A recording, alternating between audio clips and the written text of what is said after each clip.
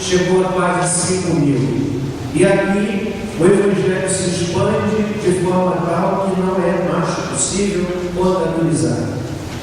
O pastor Hernandes Dias Lopes, num comentário muito interessante que faz do livro de Atos, ele diz o seguinte, que o livro de Atos, capítulo 8, é como uma dobradiça, isto é, até aqui nós temos uma igreja judaica, isto é, do capítulo 1 ao capítulo 7 nós temos uma igreja judaica. No capítulo 8 nós temos uma igreja nem judaica e uma igreja nem gentil. Ele usa essa figura de comparação para dizer que o capítulo 8 é uma dobradiça, porque a partir do capítulo 9 nós temos uma igreja de ênfase muito mais voltada para o gentio, no momento em que o Evangelho sai do contexto de Jerusalém e alcança todo o mundo da sua época. Na verdade, irmãos, Atos capítulo 8, versículo de número 1, é o complemento, é o cumprimento de Atos capítulo 1, versículo 8. Vou repetir, Atos capítulo 8, versículo 1, é o cumprimento de Atos capítulo 1, versículo 8. Porque lá em Atos capítulo 1, versículo 8, quando o Senhor Jesus está prestes a voltar para junto do Pai e deu autoridade e poder aos discípulos para pregarem o Evangelho, mas recebereis poder descer sobre vós o Espírito Santo, sereis testemunhas tanto em Jerusalém como em toda a Judéia e Samaria, em Samaria e até os confins da terra. Essa palavra ela se cumpre em Atos capítulo 8, versículo de número 1. Aqui nós encontramos uma igreja que começava a viver momentos de grande turbulência.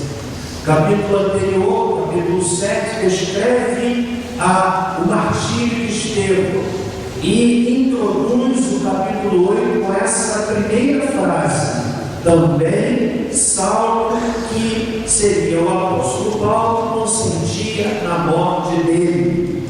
Então a gente começa a perceber nesse momento que a história, a caminhada da igreja cristã já se mostrava, já prenunciava uma história de turbulência. A gente tem essa dobradiça então, e aí a igreja ganha o mundo gentílico e muita gente se converte. A pergunta que eu quero responder à luz desse texto é exatamente esta: quais são os elementos desse texto? Quero estar focado nesse texto. Que elementos nós podemos retirar desse texto que culminaram, que apontaram, que conspiraram, que cooperaram para o crescimento daquela igreja primitiva? Há elementos internos no livro de Atos, como a vida de oração, a vida de comunhão, sobretudo no capítulo 2, a igreja que celebrava o partir do pão, que perseverava na doutrina, mas há elementos externos também, que sob a autoridade de um Deus soberano, as coisas, a história, ela não está como carro de governar, a história não caminha como se não houvesse ninguém ao volante.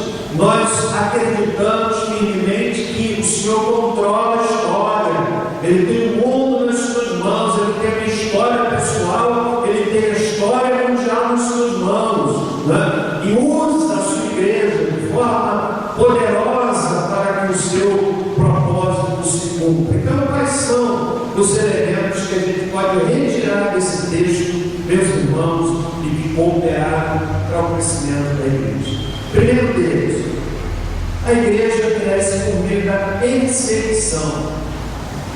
A igreja cresce por meio da perseguição. Não é isso que diz o verso 1? Fez-se naquele dia grande perseguição contra a igreja que estava em Jerusalém. Alguém disse que a perseguição é como fogo que atiça a igreja. Não a destrói, mas a promove.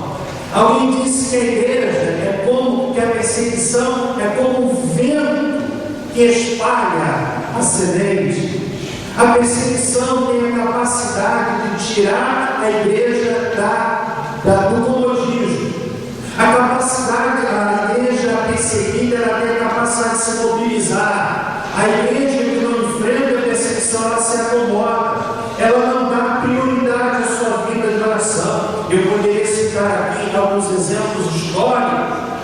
Lá na China, a igreja cresceu na China e tem crescido de forma espantosa no ambiente de perseguição. Ao tempo da antiga União Soviética, onde adorar a Deus é algo colocado debaixo de intensa restrição, foi o período em que a igreja mais cresceu. A igreja na Coreia do Sul, submissa antes da guerra que dividiu o país ao comunismo, às dificuldades de adoração, e aquela igreja se uniu e aquela igreja se fortaleceu. E hoje nós encontramos as maiores igrejas plantadas na Coreia do Sul. A igreja, ela cresce no meio da perseguição. A perseguição, irmãos, nos afasta de questões todas e nos foca naquelas que são de sobrevivência. Portanto, a perseguição nos traz de volta ao foco. Eu penso que algumas questões todas que a gente vive como igreja, que são capazes de nos magoar, que são capazes de tirar o brilho, a alegria do espírito do nosso coração, que são capazes de provocar desânimo de tal forma que venhamos a perder o interesse de estarmos na casa do Senhor. Num tempo de perseguição, não há tempo para esse tipo de coisa. Imagine, por exemplo, o soldado no tempo de paz, ele é disciplinado se o seu cinturão não estiver brilhando. Ele é disciplinado se o seu coturno não estiver brilhando. Ele é disciplinado se a sua barba não estiver bem escanhoada. Ele é disciplinado se o seu cabelo não estiver com corte adequado.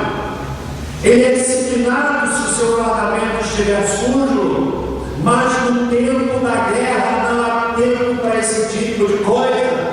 É o soldado que se arrasta na lama. É o soldado que fica entrincheirado dias seguidos, que não tem tempo para esse tipo de coisa, porque perder tempo para esse tipo de coisa pode implicar, sim, em ser alvejado e pode implicar em que o seu contingente todo venha a perder a batalha. A minha Bíblia diz que fez-se naquele dia grande perseguição contra a igreja que estava em Jerusalém. E o resultado disso é que a perseguição, ela se constituiu como uma chama a impulsionar a igreja, de forma tal que foram dispersos pelas terras da Judéia e de Samaria, exceto os apóstolos, porque os pastores não fugiram, eles ficaram ali para orientar, os apóstolos ficaram, mas a igreja se espalhou pregando a palavra de Deus. Agora preste atenção aqui, irmão. Nós estamos vivendo no nosso país um tempo de grande efervescência religiosa e de um aparente crescimento evangélico. Pessoalmente, eu acredito que nós estamos vivendo um ambiente que pode resultar na perseguição. Não talvez a perseguição como do primeiro século, de levar as pessoas ao martírio, mas uma perseguição muito sutil, por exemplo, no meio por vias legais. E aí vem a preocupação que nós precisamos ter no momento de eleição, sobretudo para o poder legislativo. As pessoas que vamos colocar lá na Câmara, seja municipal, estadual, federal, que vão fazer as leis. E a lei feita, uma vez não obedecida, pode implicar em prisão.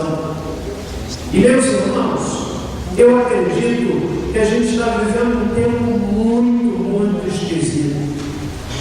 Numa paralisação da fé, no enfraquecimento das convicções. Eu estava lendo uma pesquisa dizendo que menos de 20% dos crentes têm certeza de salvação.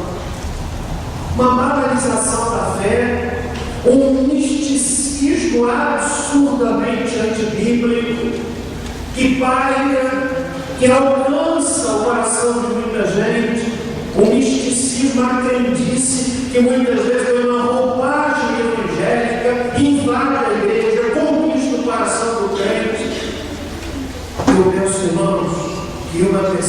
conversão, ela sacode a igreja. Ela tira da igreja aquele que não é convertido. E faz com que aquele que é convertido se torne mais firme ainda. A perseguição tira o indivíduo do oba-oba e o coloca o pé no chão, com a coragem de pagar até mesmo com a vida, se necessário for, por causa do Evangelho. E nesse ponto, eu quero fazer um comentário sobre o noticiário que explodiu ontem, hoje, no mídia nacional, sobre o pastor preso com acusações de estupro, e eu percebo isso da palavra. Evidentemente que a minha palavra não é de acusação nem de defesa, mas de cautela. Que nós não sejamos apressados em fazer coro com a mídia que não tem compromisso com verdade, tem compromisso com aquilo que provoca e chama atenção. Você já tem ouvido falar sobre os mais de 200 jovens que morreram em Santa Maria, porque outras notícias vêm, a mídia sobrevive disso. A mídia sobrevive disso. Ano que vem é um ano eleitoral. Repito, não estou fazendo apologia de defesa. Se ele cometeu crime, que pague pelos seus crimes, mas não nos esqueçamos, ano que vem é um ano eleitoral. E esse pastor tem uma influência tão grande, sobretudo no estado do Rio, que alguns anos atrás foi convocado pelo governo estadual para deliberar uma rebelião na prisão. Sabemos disso? Tem uma influência tão grande, capaz de colocar o cantor que já esteve aqui, candidato ao Senado pela primeira vez, entre os 3 ou 4 mais votados. Então, a minha palavra à igreja, nesse momento, é de cautela. Como disse, se ele cometeu crime, que pague pelos seus crimes, mas não sejamos todos de pegar o que a mídia diz, uma mídia, repito, que não tem compromisso com verdade, tem compromisso com o que vende. Isso aqui é grande verdade. Porque nós queremos cautela, para que a nossa voz não seja a voz da mídia, não seja a voz do rádio, não seja a voz da televisão, não seja a voz do jornal. Se não estão entendendo, cautela. Minha fala não é nem de defesa e nem de condenação, mas de prudência, de cautela. Senão, chega lá no trabalho, decide a ver seu amigo indo, está vendo? Aí pega a carona nisso para descer ali em cima do pastor. E lá com a mãozinha crente, dando um tiro no pé, entra na festa e começa a levar. Cautela. Cautela. Cautela. Cautela. Estão entendendo? Segundo lugar, eu vejo nesse texto que a igreja crescia porque havia evangelização. Olha os versos 4 e 5, irmãos do texto.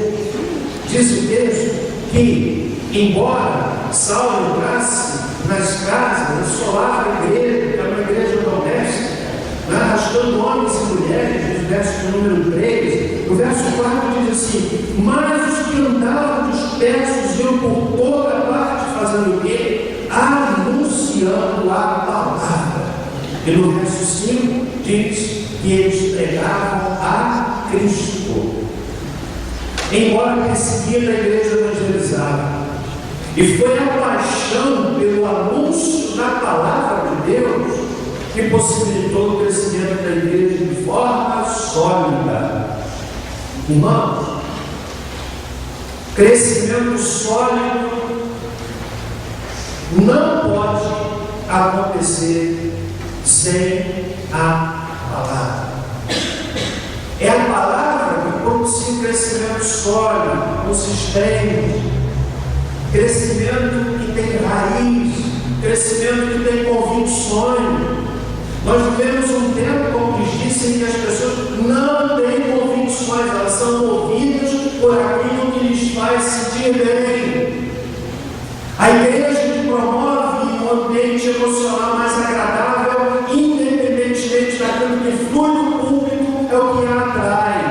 É claro que nós precisamos ter uma igreja, ser uma igreja que gere um ambiente agradável, que o indivíduo se sinta bem emocionalmente, que celebremos a compaixão, que celebremos a comunhão, celebremos a solidariedade, mas que não precisa de forma alguma da palavra.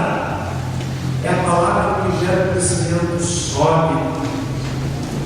Aquele crescimento dos crentes antigos, 30, 40 anos, 50 anos, onde a escola dominical era enfatizada e encorajada de modo geral, graças a Deus pelo trabalho que ele deve ter feito aqui, mas não tem sido regra. Há um desinteresse crescente no estudo da palavra. Parece que o imediatismo está ganhando até mesmo a vida espiritual da igreja. Sermões longos não são muito mais aceitos, porque a gente quer louvar. Somos capazes de louvar 1h30, mas a paciência para ouvir o sermão, ela não pode passar de 20 minutos. Porque as pessoas já ficam cansadas. E você acha que eu não percebo? Aquele jeito discreto que a pessoa faz para colocar de novo, é logo. Então, o que eu quero dizer é que a igreja primitiva, irmãos, na minha Bíblia diz que aqueles crentes impulsionados pela perseguição, eles iam por toda a parte anunciar a palavra. A evangelização não é programa da igreja, nem uma tarefa efetuada por alguns, porque a Bíblia diz, no verso de número 4, que os que andaram dispersos, isto é, todo mundo que foi disperso, que foi espalhado, saía com a motivação de anunciar a palavra. A igreja não cresce quando entende que evangelizar é tarefa dos pastores. Houve época em que me convidavam para evangelizar os vizinhos. Evangelizar o vizinho não é tarefa do pastor, é tarefa sua. Pastor, vem cá para evangelizar o meu vizinho. Não, a estratégia mais adequada para evangelizar o vizinho é sua, porque o seu vizinho passa pelas lutas que você passa, que vê a sua vida no dia a dia, ele tem a capacidade de ser muito mais alcançado pelo seu testemunho de vida do que do pastor que vai lá de terno e gravata, pega a palavra. Evangelização é tarefa de todos. E aqui eu descubro, irmãos, a força da igreja leiga, a força do leigo, essa expressão leigo já não tem sido muito usada, mas eu quero usá-la aqui, a força leiga que faz a igreja se expandir. E aí eu quero citar um exemplo da igreja que mais tem crescido no Brasil, a Igreja Assembleia de Deus. Eu li há 2 meses atrás uma igreja de Assembleia de Deus em São Paulo que bate o sol em um dia, 2.000 pessoas. Não só. Você sabe qual é a diferença? Porque a igreja de Assembleia de Deus, historicamente, ela dá muita ênfase ao trabalho do leigo. É o irmãozinho que é feito um obreiro, não sei se é esse o nome, né? Aí ele vai para uma congregação, vai trabalhar naquela congregação, pequenininho, vai se dedicar, ele vai subir, chega presbítero, evangelista, né? É o leigo trabalhando, vai lá com o seu violão, pega a sua mulher, os 15 filhos, vai na bicicleta e vai embora. Trabalho do leigo. Foi essa força leiga que permitiu aquilo que você pode ver quando viaja. Você pode ver lá aquele cantinho que tem lá 5 casas, mas tem um tempo escrito Assembleia de Deus. Já viu isso? A força do trabalho leigo, irmão. Infelizmente, nós estamos construindo uma cultura de igreja sede. Igreja sede. Né? Temos uma congregação que, aliás, está fazendo um trabalho fantástico. Quem foi domingo almoçar lá na congregação, viu que aquele povo está tirando água da pedra. Mas uma igreja desse tamanho, ela precisava ter muitas mais congregações, mas como se nós não temos uma visão da importância do trabalho do leigo? Aí há a concentração de função na vida vida de um só que eu passou. Morreu alguém, se morre duas pessoas no mesmo dia, eu fico pensando como é que vai ser, porque o pastor faz isso também. Porque o leigo entende que ele não pode ser pastor. Você está entendendo, irmão? A minha Bíblia diz que aqueles que foram dispersos saíam pregando a palavra de Deus. Filipe não era apóstolo, mas um diácono ganhador de almas. Que diz no verso 5: descendo Filipe a cidade de Samaria, pregava-lhes a Cristo. Ele não era apóstolo, mas era um diácono apaixonado pela pregação da palavra e falou de Jesus para muita gente. A igreja cresce, então, por meio da evangelização. Você quer ver a sua igreja crescer? Fala de Cristo. Gente, a sede de evangelho, você não pode imaginar. As pessoas estão muito mais sedentas do evangelho do que você falar para elas de Jesus, de evangelizar. Estão com sede. Seu amigo no trabalho, seu colega na escola, com sede do evangelho, com sede de Jesus. Mas alguém precisa falar para ele, alguém precisa pregar. E essa tarefa é dada à igreja, para você e a mim. Quantos estão comigo até aqui? Amém? Se eu não fizer essa pergunta, não é para as pessoas. Se alguém vier pegar aqui, irmão, parecido comigo, minha estatura, meu cabelo, meu jeito, mas se não fizer essa pergunta, duvide que seja eu. Ou então, se em algum momento eu falo assim, vamos fazer um empreendimento determinado de bola, se não sabe isso, duvide, vai ser um código, uma falsificação. Esse é isso.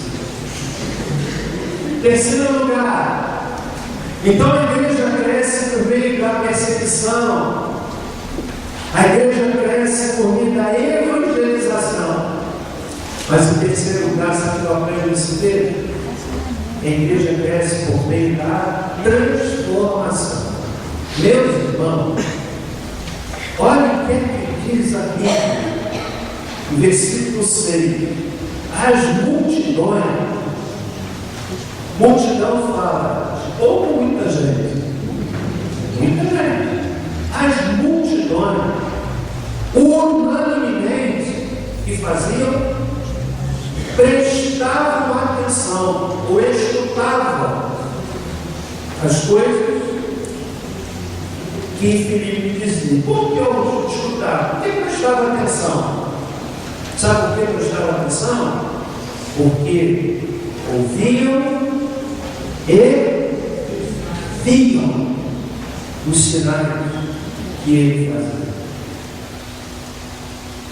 Infelizmente, nós, como igreja tradicional, hoje não tanto, mas houve época que olhava por cura de enfermo, gerava que nos olharam assim, e no amigo Batista. Houve época em que pedia a Deus que levantasse o enfermo, curasse o enfermo, orar pela cura do enfermo, era uma coisa assim, isso não é muito batista, meio que em pé. Hoje não tanto. Mas a minha Bíblia diz que as multidões prestavam atenção porque, diz o texto, ouviam e viam. Diz aqui que não é unanimemente, isso é aquele silêncio para ouvir o que Filipe dizia, porque viam o que ele fazia. Isso é transformação. Transformação, irmãos, pode ser percebida a transformação pode ser percebida pelos milagres que eram feitos por Filipe, pelos demônios que eram expulsos, porque diz aí no texto, no verso 7, que os espíritos imundos saíram de muitos que os tinham. Não era um culto específico voltado para o exorcismo, não era um culto onde o foco era a expulsão de demônios, não, mas era um culto tão carregado da presença de Deus, era um culto tão saturado da presença de Deus, tão cheio da palavra, e quando a palavra era exposta, os demônios pulavam. Eu estou convencido que uma igreja cheia do Espírito Santo não fica demorando no teu lugar. Ele fica incomodado e tem que bater e retirar assim em nome do Senhor Jesus. Se você puder dizer glória a Deus, diga glória a Deus. Dê com oportunidade, não. Mas a transformação também, não só por meio dos milagres, dos demônios que eram expulsos, mas aquela igreja demonstrava a transformação. No último versículo que a gente leu, havia grande alegria naquela cidade. A alegria da cidade era reflexo da alegria onde? Na igreja. A exuberância da igreja alcança a cidade. Você entende a importância da igreja numa cidade? Havia alegria naquela cidade, não era alegria de carnaval, de uma hora, era alegria na presença de Deus. Na igreja, que transbordava para a cidade. Não tem como a igreja se não crescer. Uma igreja alegre, uma igreja viva, uma igreja assim tem que crescer. A igreja não pode ser o velório. A igreja não pode ser o velório. A igreja tem que ser vibrante, a igreja tem que ser apaixonada, a igreja tem que ser empolgada, a igreja tem que ser vibrante, a igreja tem que estar buscando a palavra, porque uma igreja assim, irmãos, ela contagia. Agora a igreja morre, né? Vamos louvar a Deus, vamos, eu já fui igreja assim, irmão. Ao Senhor de toda a luz, Santo, Santo. Bota um pouquinho mais a maneira. Santo é nome ao Deus do céu. Alto lá. Quantos aqui não conhecem assim?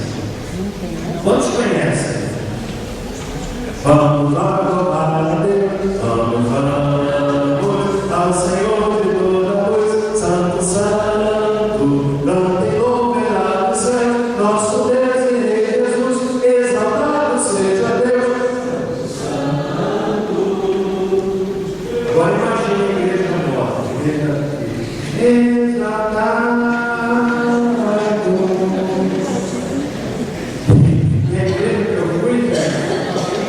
Eu sempre estou indo para lá, mas irmãozinho, velhinho.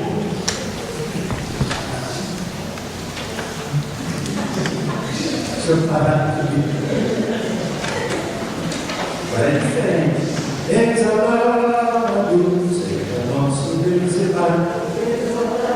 Não, está na igreja. Vamos lá. Exaltado seja nosso Deus e Pai.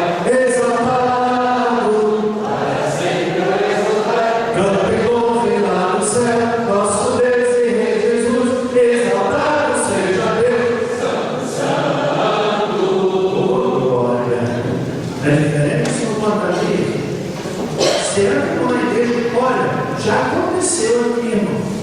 Pessoas que deram atenção ali fora da mídia para vir. E aqueles que já começou a conviver com assim que esse povo canta diferente. Agora, passa a ver aqueles que e morreu alguém. Estou vendo alguém. Seria, mas é verdade. A minha Bíblia diz, será que é só a minha Bíblia? Não, a sua Bíblia diz, houve grande alegria naquela cidade. Mas a alegria, repito, não era da cidade, era a alegria da igreja que alcançava a cidade. Isso é tremendo, isso é tremendo. Eu oro a Deus para que nossa igreja possa repetir esse modelo de ato, ou vibrante, né? É bom pregar quando a gente vê o auditório correspondendo. É bom pregar quando a gente vê o brilho dos olhos dos crentes, como diz, prega mais, gente está bebendo a palavra, como isso empolga o pregador. Agora, como é triste não pregar.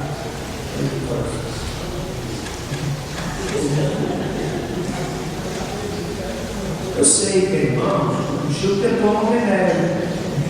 Que bom que você veio para a igreja, veio fazer um esforço. Né? Eu, por exemplo, eu tomo para mim, quando perco sono, eu tomo para mim. Eu tenho para mim que não dá sono, né? Mas eu lembro, por causa de eu pregar em 3 horas, olha que louco, eu não sabia que não estava sono. Eu tomo para mim.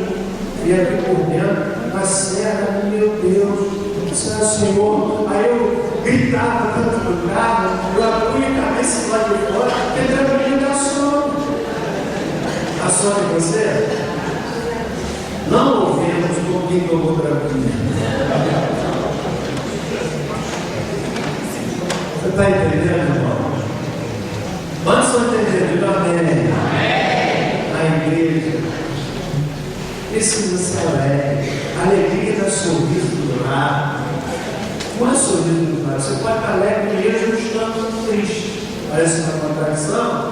Alegria é estar em diálogo diante de Deus. Eu estou passando por um problema, mas a alegria do Senhor é a minha força. A minha força. Uma igreja assim, irmão, gera impacto na cidade. Gera impacto na cidade. Né? Uma igreja assim, ela provoca a atenção. Ela faz com que o jovem queira saber o que está acontecendo. Ele vê um colega dele de escola transformado, camarada que antes tinha uma vida toda errada, agora é alcançado pelo Evangelho de Jesus. O colega vai querer saber qual foi a razão daquela mudança. Colega de trabalho, colega de escola, colega de fora. Então, minha oração, que a nossa igreja possa repetir, aprove a Deus, prove a Deus. Isso não é também coisa mecanismo humano. A gente não pode dizer assim, vamos então fazer como a igreja. Não, se o Espírito de Deus não mover o nosso coração, por isso que não tem agenda, data para avivamento. Vamos marcar um dia de avivamento. Tolice, não existe isso. No dia tal, hora tal, não teve avivamento. Não, o Espírito que vai movendo o nosso coração, ele vai soltando a nossa boca, o nosso coração, para adorar, para glorificar, para exaltar a Deus. E aí, isso gera um perfume bonito na vida da igreja e alcança a cidade em nome de Jesus. Amém? Você entendeu o que eu falei? Já está no ponto lindo que eu citei aqui. Ei, a gente está aqui com uma sintonia. Viu? Nós vamos cantar assim, irmão. Você quer cantar da forma animada, da forma viva, ou da forma. Bom, vamos ver que forma você quer cantar. Vamos ver. Vamos ver. Vamos lá, pessoal. Vamos ver como é que você vai cantar. Se você cantar, irmão, de forma desanimada, eu vou precisar. Então, eu vou pegar o seu nome todo outra vez.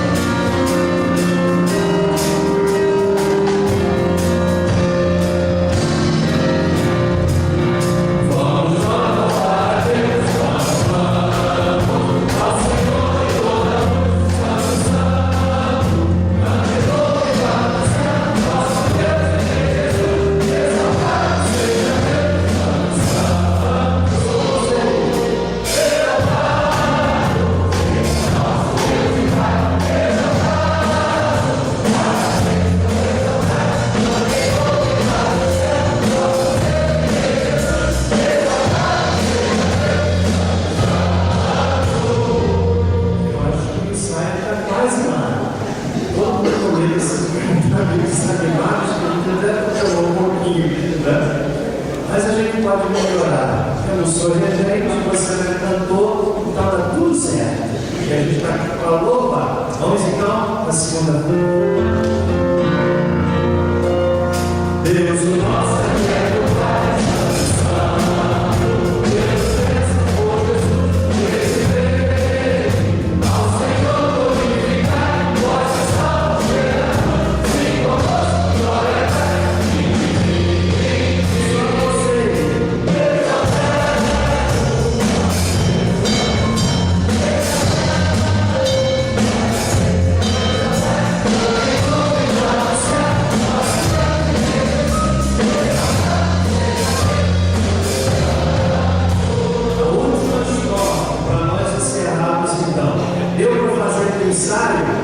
amém, irmão? Deu para pegar? Ok? Então nós vamos cantar essa estrofe, o pessoal da minha que nos pedir, ok? Agora você prepara o pulmão e nós vamos cantar de forma alegre. Não é gritar, não é berrar, adorar, é adorar que é diferente. Deixa eu fluir no seu coração. Vocês levantando para o Senhor nosso Deus. Vamos lá. Exaltemos nosso Deus, Santo, Santo.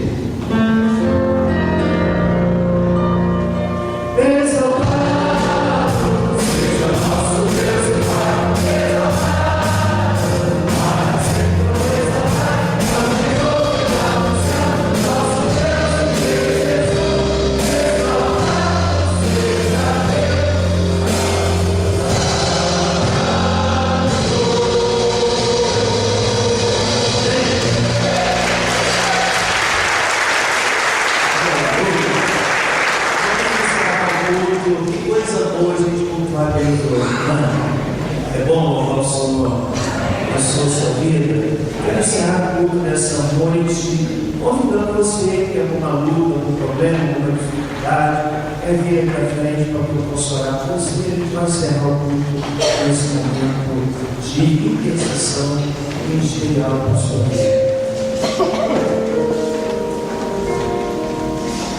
Pode chegar.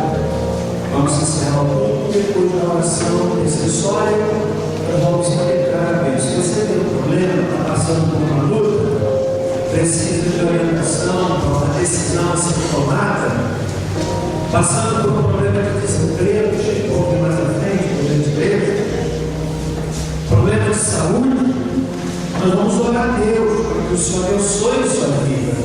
Pode chegar aqui, por gentileza, pedir que Deus abençoe a sua casa.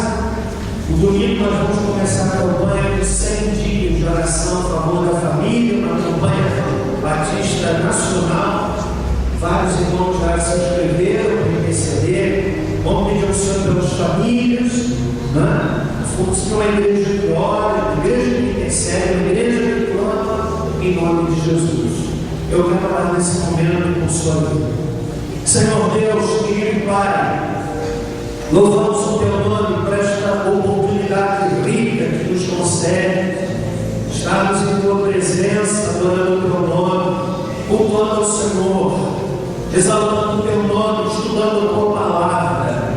Eu quero nesse momento, Pai, interceder pelos meus irmãos e minhas irmãs que estão aqui à frente, pelos visitantes, Senhor ou Senhora, que vieram aqui à frente nesta noite, trazendo, Pai, consigo uma necessidade, colocando-a diante do teu altar. Quero pedir, meu Deus, em nome de Jesus, que o Senhor derrame a tua graça de forma profusa sobre cada vida, Senhor, abençoando, colhendo cada súplica. Ora pelo enfermo, para que, em nome de Jesus, e de acordo com a tua vontade, liberes cura, Senhor. Ora pelo desempregado,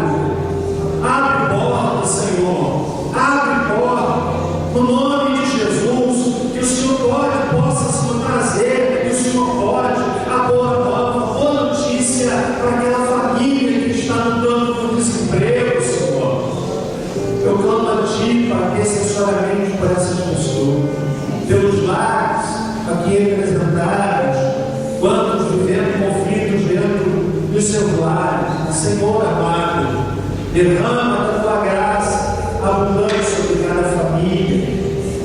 Eu oro ainda, Senhor, por esta igreja, que o Senhor nos faça uma igreja semelhante à igreja do Novo Testamento. Não é produção humana, não há nada que possamos fazer humanamente, Pai, para que a igreja seja assim. Tem que ser fruto da ação do Espírito.